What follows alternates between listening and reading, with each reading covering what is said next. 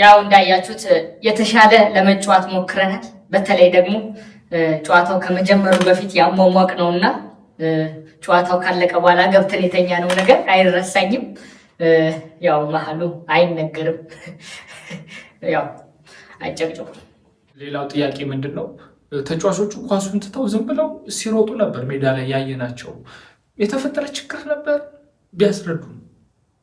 አዎ ያው ኢትዮጵያውያን እንደመሆናችን መጠን ብዙዎቹ ተጫዋቾች የሚያውቁት ለሩጫ እንዲሄድን ነው። ለዛ ነው ዳኛው ፊሽካ በነፋ ቁጥር ትራክ ሲዞሩ ነበር። እኔ ነኝ በግድ እየሰበሰብኩ ወደ ሜዳ ስከታቸው የነበረው። ያው ብሬንስቶርሚንግ ለኳስ እንደመጡ ለኳስ ሜዳ ውስጥ እንደሚገባ ትንሽ ብሬንስቶርሚንግ መሰራት አለበት። የሚቀረፍ ነው። ከ50 ከ60 ዓመት በኋላ ይቀረፋል የሚል ግምት አለኝ። የመጨረሻ ጥያቄ አንዴ መጨረሻ ታዲያ እግር ኳሳችንን ለመታደግ ታዳጊዎች ላይ እየተሰራ ነው ወይ የሚለውን በዛው አያይዘው ቢመልሱ። ባለቀ ሰዓት ጥሩ ጥያቄ ነው ያነሳው። እግር ኳሳችንን ለማዳን ታዳጊዎች ላይ በጣም በትኩረት እየሰራን ነው። በተለይ ከ60 ዓመት በታች ታዳጊዎች ላይ እጅግ አመርቂ የሚባል ለውጥ እያየን ነው።